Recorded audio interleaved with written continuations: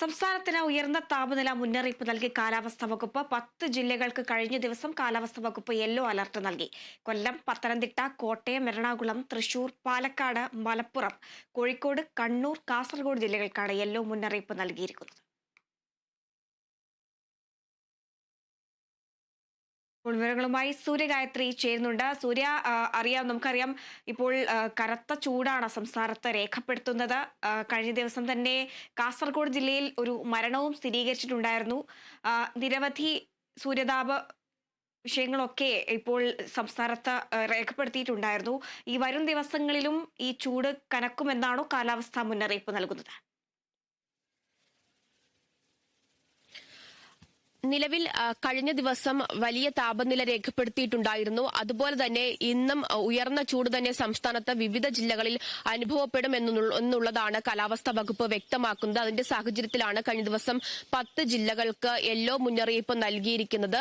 അതീവ ജാഗ്രത പാലിക്കണമെന്നുള്ളത് തന്നെയാണ് കാലാവസ്ഥാ വകുപ്പ് പറയുന്നത്. സംസ്ഥാന കാലാവസ്ഥാ വകുപ്പാണ് നിലവിൽ ഈ ജാഗ്രതാ നിർദ്ദേശങ്ങൾ പുറപ്പെടുവിച്ചിരിക്കുന്നത്. അതുപോലെ തന്നെ ഒട്ടനവധി നിർദ്ദേശങ്ങൾ ദുരന്ത നിവാരണ അതോറിറ്റിയും പുറപ്പെടുവിച്ചിട്ടുണ്ട് എന്നുള്ളതാണ്. നിലവിൽ ഇപ്പോൾ യെല്ലോ അലേർട്ട് തുടരുന്നത് കൊല്ലം, പത്തനംതിട്ട, കോട്ടയം, എറണാകുളം, തൃശൂർ, പാലക്കാട്, മലപ്പുറം, കോഴിക്കോട്, കണ്ണൂർ, കാസർഗോഡ് ജില്ലകൾക്കാണ്. ഇതിൽ തന്നെ ഏറ്റവും ഉയർന്ന താപനില പാലക്കാട്, തൃശൂർ, കോഴിക്കോട്, മലപ്പുറം ജില്ലകളിൽ കഴിഞ്ഞ ദിവസങ്ങളിലൊക്കെ തന്നെ രേഖപ്പെടുത്തി എന്നുള്ളതാണ് കാലാവസ്ഥാ വകുപ്പ് വ്യക്തമാക്കുന്നത്. 37 ഡിഗ്രി സെൽഷ്യസ് താപനിലയാണ് ഈ ജില്ലകളിൽ കഴിഞ്ഞ ദിവസങ്ങളിലൊക്കെ രേഖപ്പെടുത്തിയിട്ടുണ്ടായിരുന്നത്.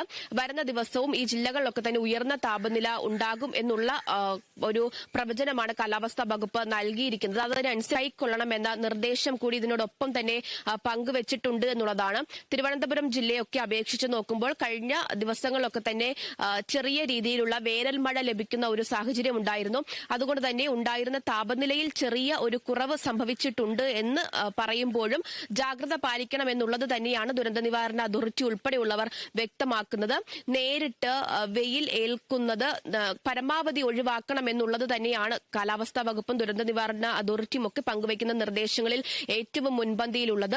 അതുപോലെ തന്നെ ദാഹമില്ലെങ്കിൽ കൂടിയും ആവശ്യത്തിലധികം ജലം, അത് ശുദ്ധമായിട്ടുള്ള ജലം കുടിക്കണം എന്നുള്ളതും ഇടവിട്ട് വെള്ളം കുടിക്കണം എന്നുള്ള ജാഗ്രതാ നിർദ്ദേശങ്ങളൊക്കെ തന്നെ പങ്കുവയ്ക്കുന്നുണ്ട് എന്നുള്ളതാണ്. അതുപോലെ തന്നെ അഥവാ ഈ വെയിലത്ത് ഇറങ്ങേണ്ട ഒരു സാഹചര്യം ഉണ്ടായാലും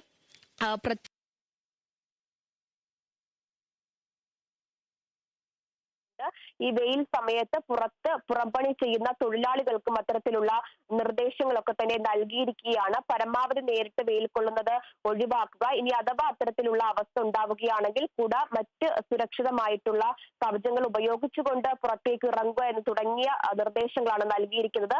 അതുപോലെ തന്നെ ഭക്ഷണ കാര്യത്തിലും അത്തരത്തിൽ ചൂട് കൂടിയ തരത്തിലുള്ള ഭക്ഷണങ്ങൾ അല്ലെങ്കിൽ ശരീരത്തിൽ ഊഷ്മാവ് കൂടുന്ന തരത്തിലുള്ള ഭക്ഷണങ്ങൾ പരമാവധി ഒഴിവാക്കുക.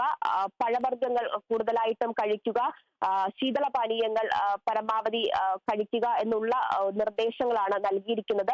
അത്തരത്തിലുള്ള മാർഗനിർദ്ദേശങ്ങൾ കൃത്യമായിട്ട് ദുരന്ത നിവാരണ അതോറിറ്റിയും അതുപോലെ തന്നെ കാലാവസ്ഥാ വകുപ്പും ഒക്കെ പുറപ്പെടുവിക്കുന്നത് കൃത്യമായിട്ട് പാലിക്കുക എന്നുള്ളത് തന്നെയാണ് വ്യക്തമാക്കുന്നത്. എന്തായാലും വരും ദിവസങ്ങളിലും ഈ ചൂട് ഇതേ രീതിയിൽ തന്നെ തുടരുന്നതിനുള്ള സാഹചര്യം ആണ് ഇപ്പോൾ പ്രവചിച്ചിട്ടുള്ളത്. അതേസമയം തന്നെ വേനൽ മഴ സംസ്ഥാനത്ത് പല ജില്ലകളിലും ഉണ്ടാകും എന്ന ഒരു സൂചന കൂടി കാലാവസ്ഥാ വകുപ്പ് നൽകിയിട്ടുണ്ട്.